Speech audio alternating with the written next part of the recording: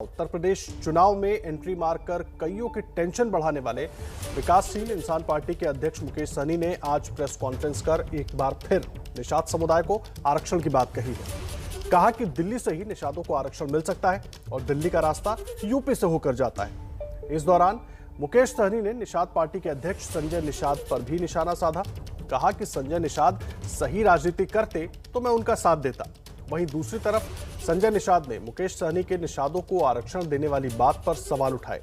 कहा कि आरक्षण की बात के साथ क्यों पार्टी लॉन्च की। दावा है कि यूपी में 150 सीटों पर निषाद समुदाय सीधे असर डालता है और मुकेश सहनी का भी ये दावा है कि वो 150 सीटों पर अपने प्रत्याशी वो उतारेंगे। और इस वक्त देखिए खुद मुकेश सहनी हमारे साथ जुड़ गए हैं। बिहार सरकार में आप मंत्री भी हैं, वीआईपी पार्टी के अध्यक्ष भी हैं। अब उत्तर प्रदेश में पार्टी के लिए एक नई शुरुआत करने की तैयारी में हैं। बहुत स्वागत है आपका मुकेश सहनी जी एबीपी न्यूज पर।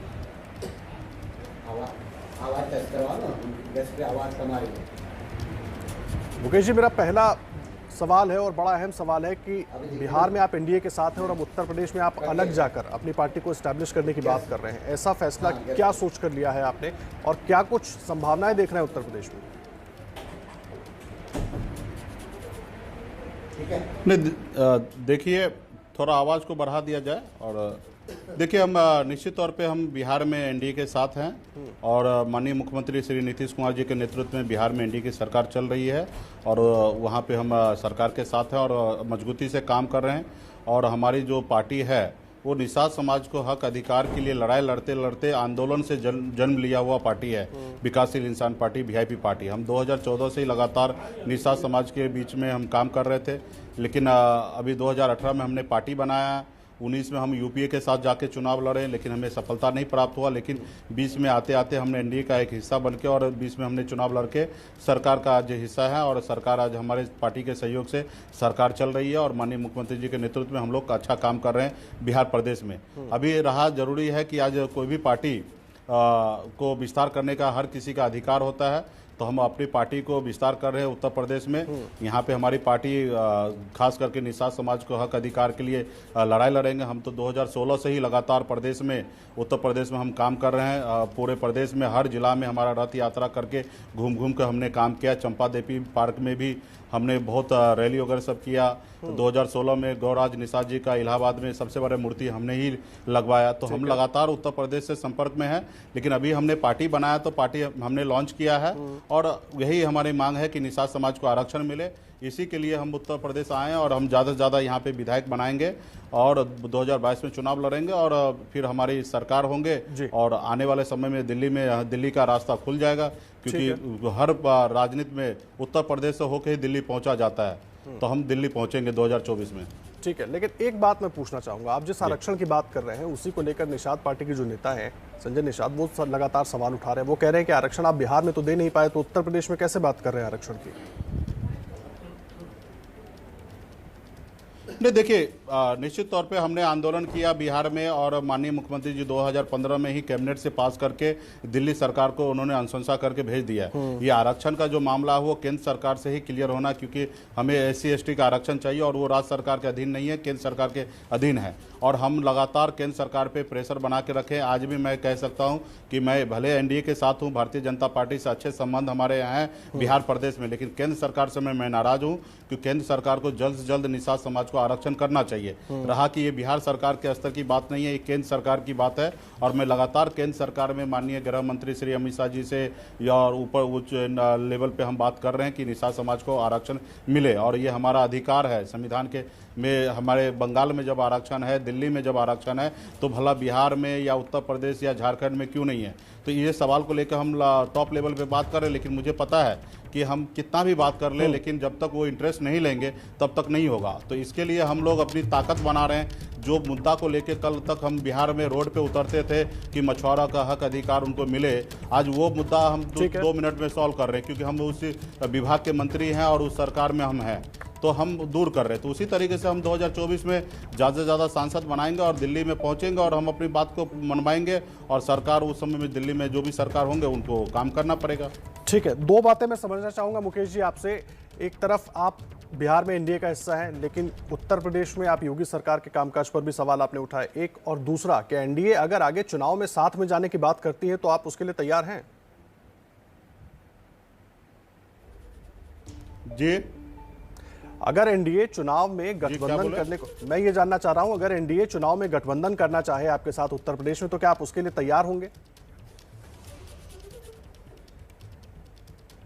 ना, अभी तो फिलहाल हमने सीधा अपने देखा होगा कि पेपर के माध्यम से हमने कहा कि आरक्षण नहीं तो गठबंधन नहीं, ये नीति से हम उत्तर प्रदेश में आए हैं। अभी हमें यहाँ पे गठबंधन करने का हमने 1% भी हमने सोचा नहीं है। अभी तो पहले हम अपने संगठन को, पार्टी को बूथ स्तर पे मजबूत करेंगे और 3-4 महीने के अक्टूबर नवंबर में जाके हम सोचेंगे कि क्या करना है। पार्टी के सभी लीडर से हम लोग बैठ के बात करेंगे कि करना किस तरीके से है, उस समय में जाके सोचेंगे। अभी तो सीधा यही है कि आरक्षण नहीं तो गठबंधन नहीं, इस नीति से हम आज प्रदेश में काम कर रहे हैं। लेकिन मैं एक चीज जानना चाहता हूं मुकेश जी, उत्तर प्रदेश में आपको अपनी पार्टी के लिए राह इतनी आसान क्यों लग रही है? क्योंकि संजय निषाद तो लगातार सवाल उठा रहे हैं आपके एक्शन पर।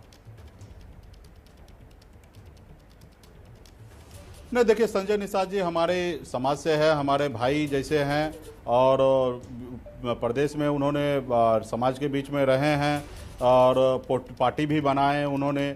2017 में हमने उनको बहुत मदद हमने किया बिहार पर, उत्तर प्रदेश में 16 में कई रैली में हमने उनके साथ रहा। लेकिन उनका कुछ रणनीति समय आने पे थोड़ा बदल जाता है। सिर्फ अपने और अपने परिवार के लिए और खुद के लाभ के लिए वो थोड़ा झुक जाते हैं, वो संघर्ष करना नहीं चाहते हैं। 2018 में भी आपने देखा कि एक टिकट पे समझौता कर लिए हैं, तो वहाँ तक भी वो हो गया। 2019 में भी एक टिकट पे समझौता कर लिए। तो समाज एक टिकट, एक विधायक, सांसद बनाने के लिए किसी के साथ नहीं है। समाज है, लीडरशिप चाहिए, उनको आरक्षण चाहिए, उसके लिए किसी के साथ रहेंगे, ना ही कि एक उनके किसी परिवार के लोगों को टिकट दे के ये नेता बनाना चाहेंगे। टिकट तो देने के लिए तो वीआईपी पार्टी स्वतंत्र है, उनको टिकट चाहिए, उनको विधायक बनना, मंत्री बनना है, हम लोग बनाने के लिए तैयार हैं। आज बिहार प्रदेश में हमने विधायक बनाया है, तो उत्तर प्रदेश में भी विधायक बनाएंगे। तो निश्चित तौर पे उनको विधायक बनना है, मंत्री बनना है, तो उसके लिए हम लोग हैं, उनको उस मुकाम तक पहुंचाएंगे। लेकिन रहा कि निषाद समाज को तो आरक्षण चाहिए, उसके लिए संघर्ष करना पड़ेगा। आज हम देख रहे हैं डॉक्टर साहब डिप्टी सीएम मांग रहे हैं, तो आप मांगने से पहले तो सोचिए। आज हम बिहार में डिप्टी सीएम नहीं मांग रहे हैं, हमारे पास 4-4 विधायक रहने के बाद भी नहीं मांग रहे हैं, और आपके पास प्रदेश में एक भी विधायक नहीं है, तो आप मांग क्यों रहे हैं? आप वो ताकत बना लीजिए कि स्वतः वो अगला आपको देने का काम करे। आज बिहार प्रदेश में हम मांग नहीं रहे। ये बात अलग है कि हमारे पास एनडीए से ऐसा नहीं है, लेकिन हमारे पास दूसरे दल से ऑफर आता है कि आप हमारे पास आ जाइए, हम आपको डिप्टी सीएम बनाएंगे। किस दल ने ऑफर किया सर आपको? प्रदेश में, बिहार में हम बनाए हैं कि लोग सामने से वो नाम को थोड़ा साइलेंट रहने दीजिए, लेकिन ये सत्य है कि हमें आए दिन ऑफर आते रहते हैं कि डिप्टी सीएम के लिए। नहीं, नाम मैं भी समझ रहा हूं, आप भी समझ रहे हैं, इसीलिए मैं पूछ रहा हूं, और बिहार की जनता बना है, इसलिए हमें ऑफर आता है। अब देखिए, सब समझ रहे हैं कि ऑफर कहां से आता होगा। आज हमको और मांझी जी को चारों 8 विधायक पे पूरे देश का नजर है, और रहा कि हमारे पास इस तरीके से ऑफर आते हैं। राजनीति में तो आप समझ सकते हैं कि सरकार बनाना है तो कई तरह के बहुत सारे चीजें सोचा जाता है, तो उसमें सोचते हैं। लेकिन हम एनडीए के साथ रहे हैं और एनडीए के साथ रह के सरकार बनाए हैं, तो हम चाहेंगे कि वहाँ पे मजबूती से हम लोग मुख्यमंत्री नीतीश कुमार जी के नेतृत्व में सरकार चलाएं। जरूरी नहीं कि हम डिप्टी सीएम बन के ही काम करेंगे, एज ए मंत्री बन के भी हम अपनी जो भी समस्या है मुख्यमंत्री जी के नज़दीक रखते हैं और बहुत सारे समस्या हम दूर कर लेते हैं। तो जरूरी नहीं कि डिप्टी सीएम बनना है, लेकिन ऑफर तो सामने से हमें मिलता है। हमें किसी से क्यों मांगना है कि हमें डिप्टी सीएम बनाना है? ऑफर तो रहा कि बिहार, उत्तर प्रदेश में निषाद समाज का एक ही है। ऑफर पर आप विचार कर रहे हैं या ऑफर नकार चुके हैं, या अभी विचार जारी है? जी हाँ, क्या बोल रहे हैं? मैं समझना ये चाह रहा हूं, दर्शक भी जानना चाहेंगे कि जिस ऑफर की आप चर्चा कर रहे हैं मुकेश जी, उस पर विचार कर रहे हैं या उसको नकार चुके हैं? अच्छा, नहीं, अभी कोई विचार नहीं है, उसको नकार चुके हैं, कब का नकार चुके हैं। हम मछुआरा हैं, हम जाल में मछली को फंसाते हैं, भला हम किसी के जाल में भला कैसे फंस सकते हैं? लोग फंसाने का कोशिश करते हैं, लेकिन वो हम नहीं फंसेंगे, और हम माननीय मुख्यमंत्री जी के साथ रहकर उत्तर बिहार में हम सरकार बना के चला रहे हैं अच्छे से। तो लेकिन यहाँ तो आप अपनी ही सहयोगी पार्टी बीजेपी के लिए जाल बिछा रहे हैं। आपने योगी जी के लिए कह दिया कि उत्तर प्रदेश में योगी सरकार ठीक तरीके से काम नहीं कर पाई, तो आपके संबंध बीजेपी से बिगड़ेंगे नहीं क्या इससे? जी, जो आवाज थोड़ा कट रहा है, आवाज क्लियर नहीं आ पा रहा है। मुकेश जी, मैं ये समझना चाह रहा हूं, आप अपने सहयोगी बीजेपी के कामकाज पर ही उत्तर प्रदेश में सवाल उठा रहे हैं, तो क्या बीजेपी के साथ आपके संबंध खराब नहीं होंगे? ये जो जाल आप बिछा रहे हैं, कहीं ये जाल उल्टा ना पड़ जाए? नहीं, मैं ये स्पष्ट कर दूं कि मैं योगी जी का कोई कार्यक्रम पे मैं अभी तक कोई सवाल नहीं उठा पाया, क्योंकि मुझे उत्तर प्रदेश में क्या समस्या है, ग्राउंड रिपोर्ट वो हमें बेहतर अभी तक जानकारी में नहीं है।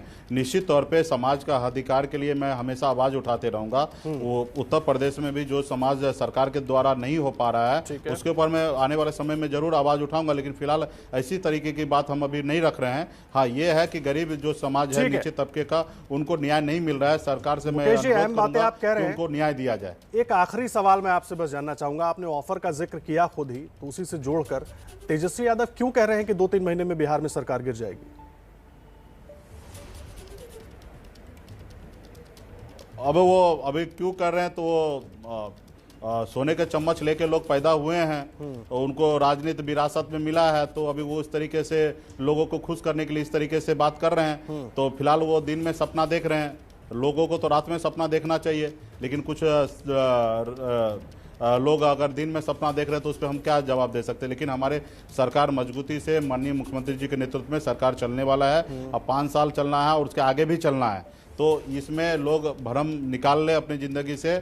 जो व्यक्ति दूसरे के बारे में नहीं सोच सकता उसके बारे में लोग कैसे सोचेंगे। तो बिहार में मुख्यमंत्री जी नीतीश जी के नेतृत्व में सरकार हमारी चलेगी। बहुत धन्यवाद आपका मुकेश सहनी जी, हमारे साथ जुड़ने के लिए और पूरी बातचीत जनता के सामने रखने के लिए, दर्शकों के सामने रखने के लिए बहुत धन्यवाद आपका।